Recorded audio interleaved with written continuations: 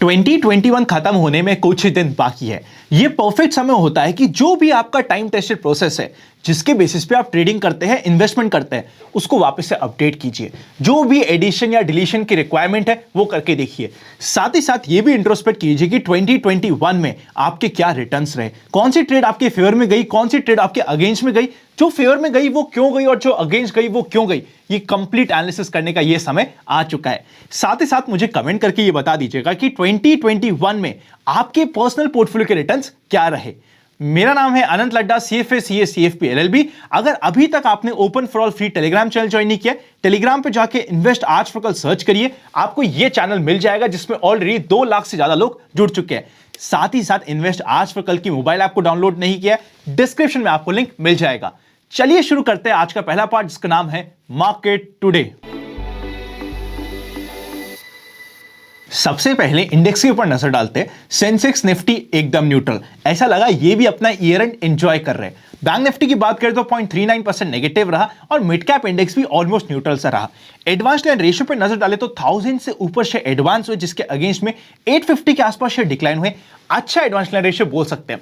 उसी के साथ साथ मिड कैप और स्मॉल कैप में आपको NAV पॉपअप का गेम दिखना स्टार्ट हो गया होगा। कुछ शेयर्स में दिखे तो कमेंट करके मुझे बता दीजिएगा। सेक्टर्स की बात करें तो health care, pharma, consumer durable, auto के साथ साथ कंजम्पशन काफी अच्छा परफॉर्म करे। इस वीक के स्टार्टिंग में भी आपको बताने की कोशिश करी थी and towards the last week भी बताने की कोशिश करी थी कि फार्मा वापस से बाउंस बैक कर सकता है। इसीलिए डिविस भी हमारे लिए स्टॉक इन फोकस था फ्राइडे वाले वीडियो में, और मैंने पर्सनली भी डिविस में कवर्ड कॉल की स्ट्रैटेजी अप्लाई करी थी। आप इधर चेकआउट कर सकते हैं क्योंकि कल के दिन है मंथली एक्सपायरी। मैंने सारी की सारी अपनी ऑप्शंस की पोजीशन आज ही क्लोज कर दी है। फाइनली अगर वीक सेक्टर्स की बात करें तो मेटल्स, मीडिया, PSU बैंक के साथ साथ PSE और कमोडिटी आज के दिन वीक रहे। विक्स 16.24 पे काफी कंफर्टेबल है। मार्केट थोड़ा सा शांति के मूड में बना हुआ था। अगर हम निफ्टी के मोमेंटम के ऊपर नजर डालें तो ओपनिंग हुई थी 17,220 की, जहां पे क्लोजिंग हुई थी उसी के आसपास ओपनिंग हुई। आज का हाई बनता है 17,285, ऑलमोस्ट 300 के बहुत ही पास, जो मेजर रेजिस्टेंस होने वाला है। लो बनता है 17,175 का, और एक छोटी सी रेंज में जिगजैग करते हुए मार्केट क्लोज हो जाता है। अगर बैंक निफ्टी की बात करें तो वो आज के दिन वीक था, स्पेशली सेकेंड हाफ में। जो लास्ट का डिप आया वो बैंक निफ्टी में अननेसेसरी सा लग रहा था। कल के दिन ओपनिंग में SBI बैंक, उसी के साथ साथ ICICI बैंक किस तरीके से परफॉर्म करता है हमें नोटिस में रखना जरूरी हो जाता है। अब अगर इंपॉर्टेंट अपडेट्स की बात करें तो सबसे पहले as per latest data, smartphone industry is set for a super growth in 2022। उसी के साथ साथ अमर राजा बैटरी ने इन्वेस्टमेंट करने का प्लान किया है इनोबेट ऑटो में, जो मेनली जितनी भी प्रीमियम इनोवेटिव बैटरीज होती है ई मोबिलिटी के लिए, वहां पे काम आने वाली है। चलते हैं नेक्स्ट सेक्शन पे, जिसका नाम है FIIs and DIIs action. 28 of December को FIIs ने 200 करोड़ की परचेस और DIIs ने 500 करोड़ की परचेस करी थी। ऑलमोस्ट 33 सेशंस के बाद FIIs ने परचेस करी है और FIIs और DIIs ने साथ में परचेस करी है। कल तो ना एक बोल सकते हैं कि हम जश्न का दिन था। अब चलते हैं नेक्स्ट सेक्शन पे, जिसका नाम है व्यूअर्स क्वेरी। सबसे पहली क्वेरी जो काफी लोगों ने पूछी कि अनंत आज के दिन IPO के स्टॉक्स फोकस में रहेंगे, आपको कैसे पता चला? सिंपल सी ट्रिक है। देखिए ईयर एंड में क्या होता है, वॉल्यूम्स ड्राई अप हो जाते हैं, उसी के साथ साथ स्टॉक स्पेसिफिक एक्शन मिलना स्टार्ट हो जाता है बिकॉज ऑफ NAV पॉपअप। और इस बार क्योंकि रिसेंटली इतने सारे IPO आए हुए हैं अक्टूबर, नवंबर, दिसंबर में, कि इनके ऊपर NAV पॉपअप करना काफी ईजी हो सकता था। हिंट लगा कि वहां पर कुछ एक्शन मिल सकता है, इसलिए आपको अपडेट करने की कोशिश करी थी। NAV पॉपअप से रिलेटेड ये वाला directly point. Next important query ये है कि अनंत आप इनविट और रिट के बारे में कुछ डिटेल्स बताइए। देखिए डिटेल वीडियो में अभी आज के दिन नहीं बनाऊंगा क्योंकि इंडिया अभी बहुत ही इमेच्योर्ड मार्केट है इनविट के लिए और रिट्स के लिए।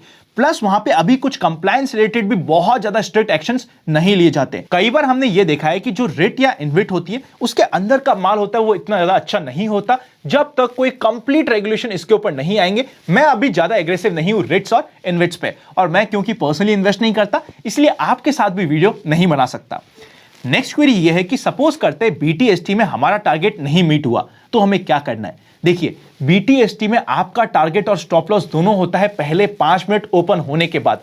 9:20 ही होता है आपका टारगेट और stop loss. Detail video already आ चुका है, स्ट्रैटेजी में बने रहना इंपॉर्टेंट होने वाला है। फाइनल इंपॉर्टेंट क्वेरी यह है कि जब मार्केट ट्रेंड न्यूट्रल में होता है जैसे कि अभी चलता है, क्या ब्रेकआउट फेल होते हैं? देखिए, अगर कोई ब्रेकआउट है जो वॉल्यूम से सपोर्टेड नहीं है, मैक्सिमम चांस होगा कि वो फेल हो सकता है, या फिर ब्रेकआउट होने के बाद भी रीटेस्ट के चांसेस बने रहते हैं। इस समय ना अगर ब्रेकआउट वॉल्यूम के साथ आ रहा है तो स्ट्रिक्ट स्टॉप लॉस के साथ और छोटे टारगेट्स के लिए हम काम कर सकते हैं। चलते हैं नेक्स्ट सेक्शन पे जिसका नाम है स्टॉक्स इन फोकस। आज के जो 3 स्टॉक होने वाले ना, तीनों के तीनों ऐसे स्टॉक है जो अभी तक बहुत ज्यादा एक्सटेंड नहीं हुए हैं। सबसे पहला स्टॉक जो हमारे फोकस में रह सकता है, क्लीन साइंस। ब्रेकआउट देने में से one of the first stock था। अभी भी अगर ये कभी भी 2450 के लेवल को क्रॉस करता है तो 2475 से 2490 के लेवल हमें मिल सकते हैं। नेक्स्ट इंपॉर्टेंट स्टॉक जिसे हम टिकरटेप ऐप पे चेकआउट करेंगे, नाम है वेल्सपुन इंडिया। वेल्सपुन हो सकता है कल के लिए थोड़ा सा और शांत रह जाए। 135 से लेके 140 का इंपॉर्टेंट सपोर्ट है। कभी भी अगर ये 149 के लेवल को क्रॉस करता है तो 153, 158 और 161 की जर्नी इसके लिए ओपन हो जाएगी। चाहे तो कल के लिए थोड़ा सा शांत भी ये रह सकता है। फाइनल इंपॉर्टेंट स्टॉक होने वाला है पॉलीप्लेक्स कॉर्पोरेशन। 1850 इंपॉर्टेंट सपोर्ट है। 1870 को क्रॉस करती 1890, उसके बाद 1900 के लेवल इसके लिए इमीडिएटली ओपन हो जाते हैं। तीनों के तीनों स्टॉक्स कल के लिए हमारे रडार पे रह सकते हैं, बल्कि इवन फ्राइडे के लिए भी ये तीनों के तीनों स्टॉक्स हमारे रडार पे रह सकते हैं। अगर अभी तक आपके पास डीमैट अकाउंट नहीं है तो डिस्क्रिप्शन में आपको लिंक मिल जाएंगे। चलते हैं नेक्स्ट सेक्शन पे जिसका नाम है general market trend. General market trend अभी भी न्यूट्रल में है। कभी भी मार्केट 17,300 के आसपास जाता है जो रेजिस्टेंस होता है। ऐसी पोजीशन जो थोड़ी सी ज्यादा एक्सटेंड हो चुकी है, अगर हम वहां पे प्रॉफिट बुकिंग पे ध्यान लगाते हैं तो फिर इट इज एब्सोल्युटली ओके। ध्यान रखिएगा इस कंसेप्ट का, profit booked versus profit in books दोनों अलग चीजें होती है। जितना जल्दी हम समझेंगे उतना हमारे लिए बेनिफिशियल हो जाएगा। चलते हैं फाइनल सेक्शन पे जिसका नाम है एक्सपेक्टेशंस फ्रॉम टुमारोज मार्केट। सबसे पहले कॉल का highest open interest 17,500, second highest open interest 17,300 and third highest open interest 18,000 पे। मेजर रेजिस्टेंस 17,300 का होने वाला है। सपोर्ट की बात करें तो पुट का highest open interest 17,000, second highest open interest 16,700 and third highest open interest 17,100 पे। मेजर सपोर्ट होगा 17,150 का और उसके बाद डू एंड डाई वाला सपोर्ट होगा 17,000 का। पुट कॉल रेशियो 1.20 पे काफी कंफर्टेबल है। बैंक निफ्टी की बात करें, जब तक बैंक निफ्टी 35,400 के लेवल के ऊपर क्रॉस नहीं होता है, भाग के पोजीशन लेने का समय नहीं है। कल ईयर एंड का लास्ट एक्सपायरी होने वाली है, मंथली एक्सपायरी भी है, दिसंबर की लास्ट एक्सपायरी भी है।